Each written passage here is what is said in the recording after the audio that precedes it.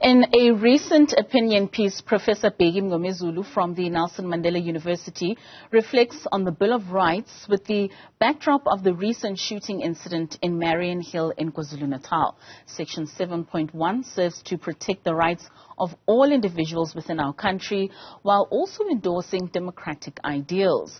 Professor Mngomezulu joins us now to unpack this further. Prof, thank you so much for your time and for joining us this evening. So, Prof, when the SAPS in Marion Hill gunned down those suspects, there seemed to be mixed reactions from South Africans, others applauding the police for eliminating these alleged terrorists of the community, while others criticizing the police for not arresting them instead. Why do you think we have such differing views as a society? Good evening, my sister, and good evening to your viewers. Yes, this should not come as a surprise, because normally what happens is that these people who we refer to as suspects, and at a later stage we call them culprits or criminals, they are from families. And some of those families have never been terrorized by them, so in their eyes they are still good people, whereas in the community views them differently. So this is bound to happen. And in some instances, you have parents who, even after they've had evidence that their children are criminals, but then they would protect them anyway. So it's a wide range of reasons as to why people are reacting so differently in this incident that happened in Marion Hill. Not, of course, disregarding the fact that some of the SAPS members, sometimes they panic and then they act promptly without necessarily following the normal procedures.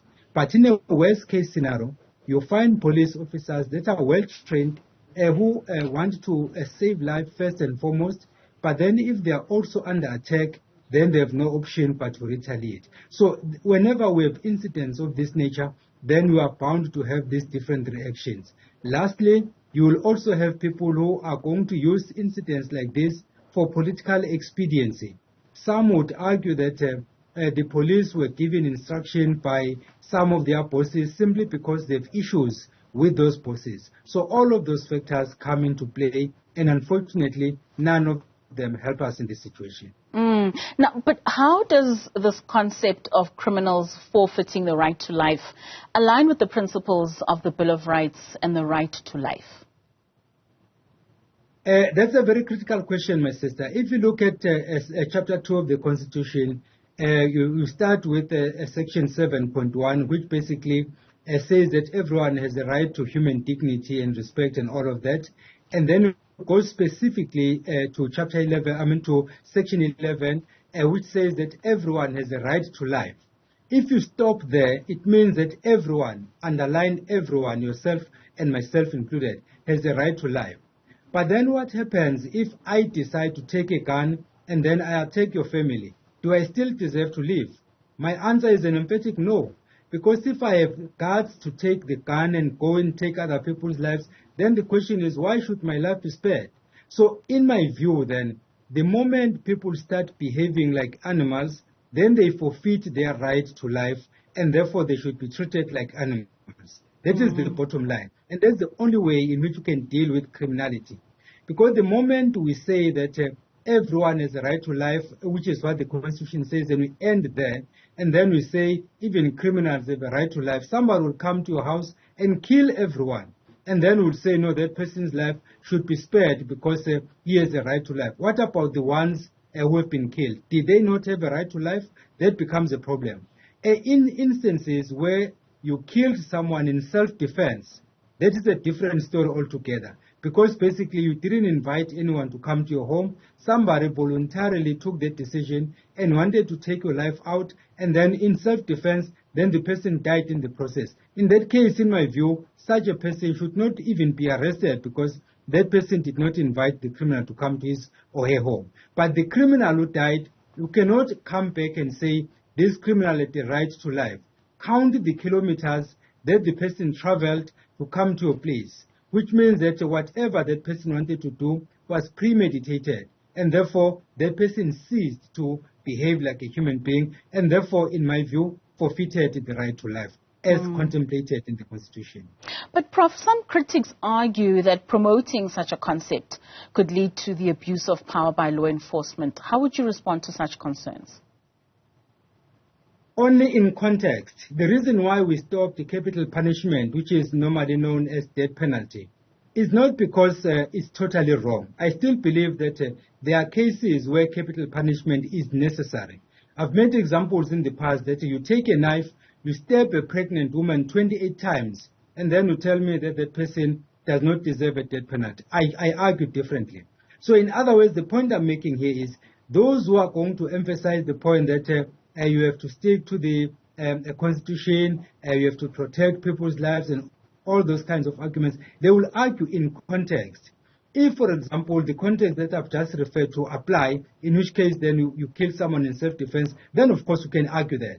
But then in cases where there is clear-cut evidence that someone thought about a crime and then committed that crime, a gruesome crime for that matter, then I don't understand why we should come back and then try to rationalize that and find some theories to explain it and even say that no, the reason why the person is behaving this way is because of the manner in which he or she was brought up, and so on and so forth. There are many people who were brought up the same way, but they didn't become criminals. Like I was saying to one of my friends at some point when he was making the argument that one of the reasons why the majority of black people end up committing crime is because of apartheid. I said, no, that can't be correct.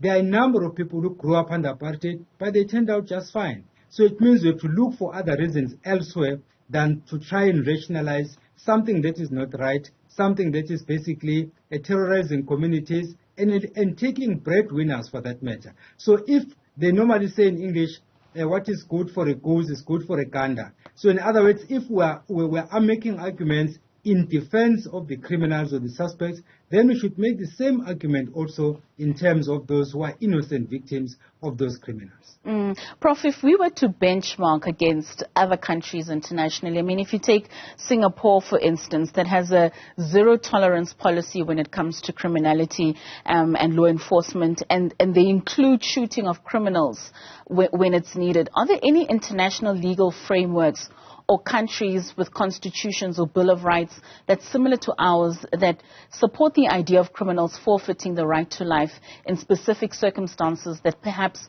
we could take from? Many countries do that. I lived in America for some time. If you have committed a heinous crime, of course you are going to die. You know that, although not in all the states, because America is a federal state.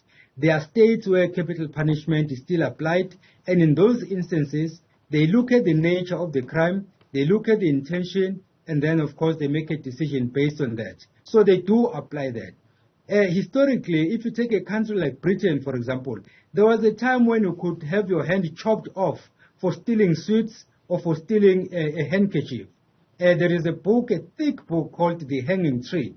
A number of criminals were hanged simply because they had committed crime, small crimes, and they were saying that if you allow this, at this point, chances are this person will graduate and then will end up killing other people. So they would do that. So right now, there are many countries, we normally say that the reason why we cannot embrace capital punishment is because it's against international law. That's factually incorrect.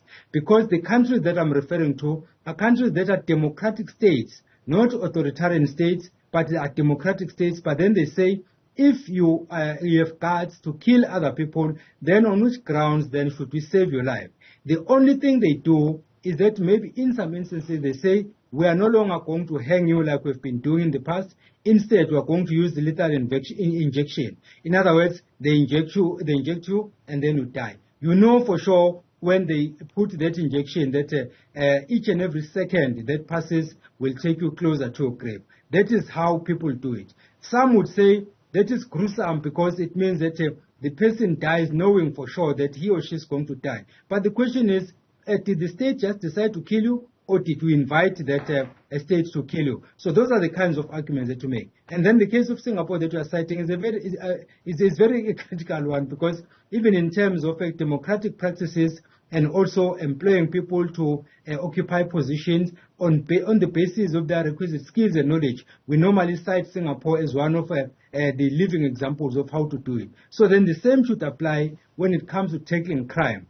And then lastly, we take a country like Zimbabwe, we say democracy is there, but it's questionable. But you commit a crime once in Zimbabwe, you go to jail, you come back being a pastor. Simply because they are sending a message that if you commit crime, you are therefore forfeiting all the rights that you had as a human being, and you must be treated like an animal. The moment you come back, you are a pastor, then will be preaching the word of God instead of killing people around. And it serves the purpose. It might be harsh, but it serves the purpose. We certainly would have a lot of churches sprouting within our country. So, Prof, in hindsight, are we saying that the protection to the right of life has, as an unintended consequence, led us to having higher crime rates in this country? Absolutely, my sister. As a matter of fact, there is one point that I've been arguing emphatically, that our constitution needs to be revisited. Remember that when we drafted this constitution, starting with the interim constitution in 1993, we used a particular historical context, and we wanted to undo the wrongs of apartheid. That is one. Number two, as we moved towards the current political dispensation, we wanted to embrace reconciliation. There are certain things that were included in the constitution in the name of reconciliation. And we are now 30 years into democracy. We have an opportunity to reflect on those and ask a very pertinent question. Are we where we're supposed to be? Does our constitution take us where we want to be? If the answer is in the affirmative, then we retain it. But if the answer is in the negative, then we should review the constitution. As a matter of fact, I'm in the process at the center where I am of having a public debate on that issue. We've had a debate last year on the Electoral Act, and this year we're going to have a debate on the Constitution to ask the extent to which the Constitution takes us to where we want to be. Because in some instances, we are bound by the Constitution, and there are certain things we cannot do. Correctly so, because the Constitution is the supreme law of any country. So unless we change the Constitution, there are things that we cannot do, unfortunately. And my next question to you, Prof, was, how does this concept impact the criminal justice system in the country? No, it does impact, because there are instances where maybe a judge would look at the hard evidence that has been presented. The only maximum sentence that the judge can give is life in prison. And even that, sometimes it doesn't happen. So there are certain decisions that have been taken by our judges, not because these are the decisions they would have taken anyway, but they are taking those decisions because they are following the Constitution. Under the current Constitution, you can only go so far. And then this has a negative impact, because in some instances, you will find that some criminals who are regular criminals, they will tell you that life is better inside than outside. And in fact, that is absolutely correct, because you are suffering from load shedding. Sometimes you don't have 3 meals a day, a couple of other things. So you find that if you are inside, they will cry foul and say these inmates have rights, and those rights must be protected. If they eat chicken on Monday and Tuesday, then on Wednesday they tell you they no longer want chicken, they want beef. Meanwhile, you are eating cabbage outside there. So basically, there are certain things which are derived from the Constitution and then affect what judges do and also affect what the police can and cannot do. And in the process, our justice system is compromised simply because our Constitution binds their hands, and there are certain things they can't do. Speaking of compromisation and taking it back to the instance of the 9 suspects that were gunned down in Marion Hill, in your opinion, Prof, how would the implementation of this affect public safety, particularly in areas with high levels of crime and violence, if police are to open fire, especially on people that they suspect are terrorizers of that community? My sister, my answer will be, as a first instance, police should not just open fire randomly, because you may find that they will end up killing people who didn't deserve to die. But in instances where police either have a tip-off or they are following their own intelligence and they go to a place where these suspects are said to be hiding, as they arrive and then the suspects open fire, we have no choice. You have to return fire, obviously. But if you negotiate with them, because these police also need to be capacitated, if they are trained on how to handle such situations and they try to reason with the suspects, and then the suspects maybe say, okay, we are sorry about what we did, and then they comply and they are taken in, then you avoid any bloodshed. But the moment they start firing at the police, what should the police do? Someone has to die. It's either the suspect dies or the police dies. And constitutionally, the police have a responsibility to protect you and I. They have to protect communities. So if suspects are terrorizing communities, police have no choice but to come in and defend communities. If in the process of defending communities, their lives are also in danger, there is nothing else they can do. They have to return fire with fire, and then of course the relatives will complain, families will complain, politicians will complain, but what else can we do under those circumstances? So we are basically pressed between the rock and the hard place. If you act, there is a problem. If you don't act, there is a problem. Because if you don't act, the communities you are supposed to protect are going to blame you and say police are useless. When in fact the police are useful, it's just that in some instances there are certain things they cannot do. So we have to also understand that police officers are, by the way, humans. They also have relatives. They also have friends. I have a number of them, of course, who are my relatives. But I'm not saying that they must shoot at random. But if their lives are in danger, I would also do the same. I mean, I just spoke to the SAPS spokesperson, Leranzo Temba, and she said we are trying to instill respect between police and the community and not necessarily fear. Do you think that this move would move communities in having fear for the police and then having less of the criminal activities that we possibly see? Communities should not fear the police. They must respect the police and they must work with them.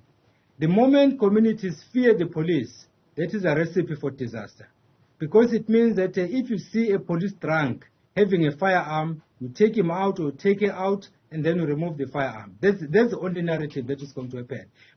Communities have a responsibility to respect the police, and the police have a responsibility to respect and protect communities. If there is a good understanding between the two, they will build a rapport, and then they will basically not be scared of each other. Instead, they will work together. If there are criminal activities happening in the area, the police are not there. They are maybe patrolling another area, and you and I see that there is crime being committed here. If we tell the police or we tip off the police and they come in and then these suspects comply, then there will be law and order and no one is going to die. But one other problem is that we as communities were not united. You and I may decide to give a tip-off to the police, and then some of our community members will tell the suspects that we are the snitches. We are the ones who told the police about them. When they come back, they will take us out.